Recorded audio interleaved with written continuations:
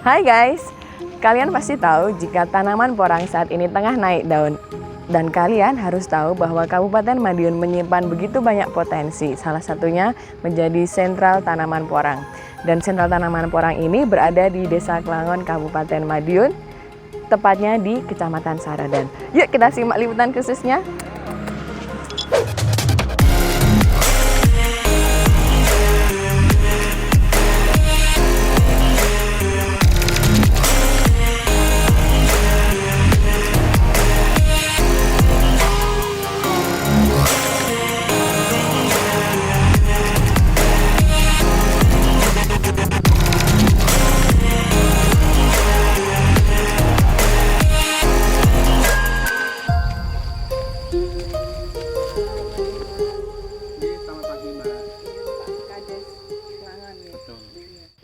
Pak, tadi dalam perjalanan kami disambut dengan tulisan Desa Klangon ini pondasinya porang Indonesia. Bisa diceritakan Pak, kenapa bisa disebut seperti itu? Oh iya, ke desa kita pada dasarnya terkait pemberdayaan porang itu sudah mulai 1985 Mbak. Jadi memang sudah lama. Sehingga kita menganggap dan kita berasumsi bahwa porang itu di wilayah khususnya Jawa Timur itu kita menganggap bahwa Klangon itu yang pertama. Karena sebelum diberdayakan, porang itu memang sudah ada di wilayah Desa Klangon, tepatnya di hutan rimba kita.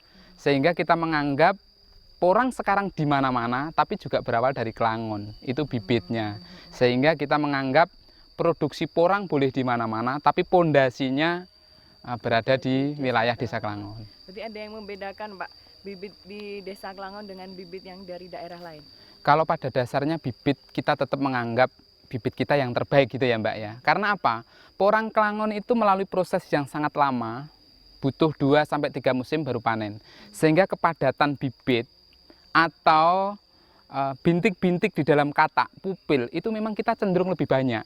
Jadi calon akar, umbi, itu sendiri punya kepadatan yang beda dari tempat lain. Tetapi ada nilai kelemahan bahwa porang di Klangon ini tidak cepat besar. Tapi untuk dijadikan bibit, dia lebih tahan lama, lebih bagus karena kepadatannya itu lebih padat dibanding porang yang berada di tempat lain. Seperti itu. Lalu bagaimana Pak budidaya porang di Desa Klangon ini? Kalau Klangon ini 99% berada di kawasan hutan. Nah, kita bekerja sama dengan perhutani yang melalui perjanjian kerjasama. Jadi bayar sharing tiap tahun. Namun demikian, perhutani sendiri agak luas karena apa? Terkait tegakan yang kurang, itu boleh ditanami buah-buahan. Sehingga porang sendiri juga sudah menghasilkan, tegaan atau naungan itu sendiri juga menghasilkan. Baik apokat ataupun duren, seperti itu Mbak. Jadi selain porang juga ada alpukat dan duren yang jadi kekayaan potensi Desa Klangon ya Pak? Betul, jadi alhamdulillah duren 2 tahun terakhir ini Mbak, itu sangat luar biasa. Jadi cocok ditanam di Klangon. Nah, dengan terbukti bahwa duren sudah berbuah. Ya buahnya kemarin bahkan ada yang terjual itu laku 250.000. Nah ini yang menambah semangat kita petani porang karena apa? Porang ini DPL Klangon ini di bawah 500, rata-rata 300, 400. Bahwa naungan atau tegaan itu menjadi kunci juga daripada kesuksesan tanaman porang. Sehingga sinergi antara buah apokat, buah duren dengan tanaman porang ini sangat cocok seperti itu.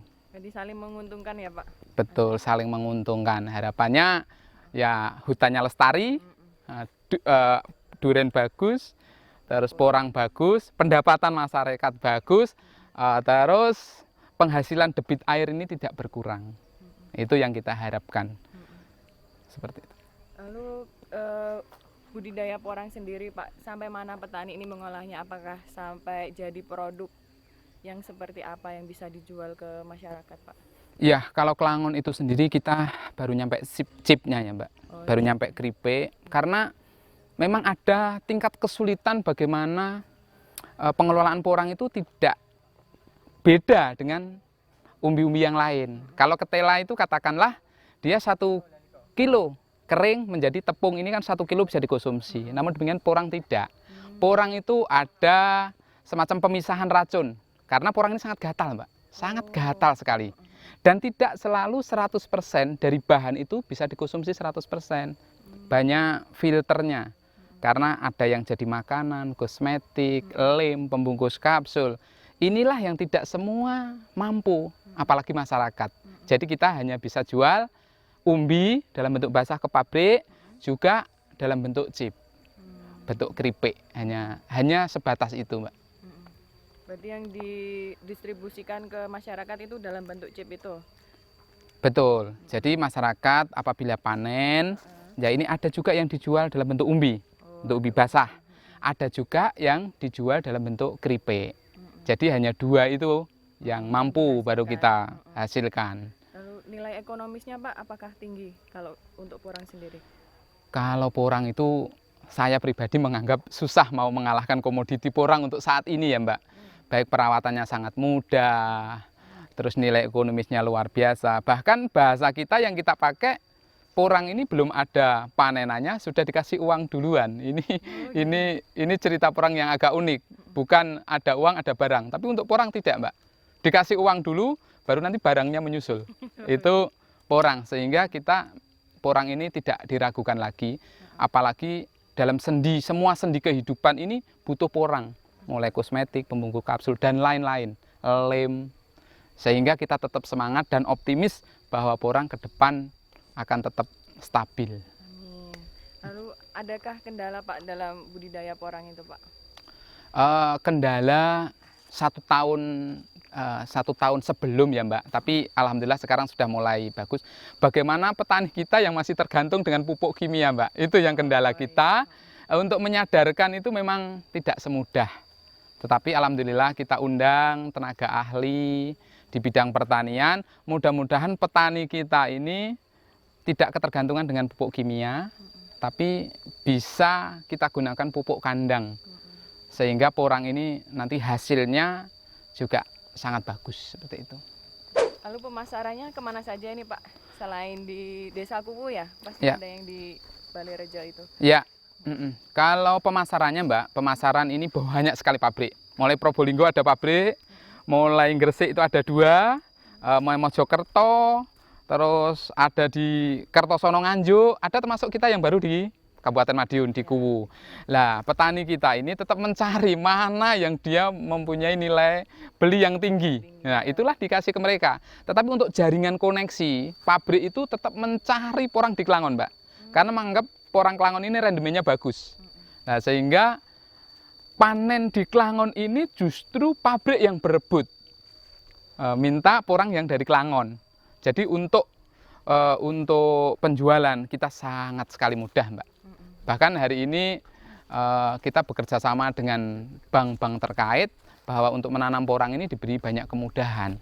Jadi sampai hari ini alhamdulillah untuk penjualan sangat-sangat mudah. Bahkan diambil di Klangon sendiri. Oh, diambil di Klangon sendiri. Wah, luar biasa. Berarti budidaya porang di sini sangat menjanjikan ya Pak? Sangat menjanjikan Mbak. Mudah-mudahan Indonesia bisa diporangkan, memorangkan Indonesia lah lewat Desa Klangon. Baik, terima kasih banyak Pak Kades atas waktunya. Semoga bisa berjumpa kembali di lain waktu. Siap, sama-sama Mbak. Terima kasih. So guys, inilah yang disebut dengan tanaman porang. Jadi meskipun tanamannya terlihat kecil, namun nilai ekonomisnya sungguh luar biasa. Meminjam istilah Pak Kepala Desa tadi, semoga Desa Klangon bisa menjadi pondasinya porang Indonesia. Sampai jumpa di episode kita selanjutnya. Dadah!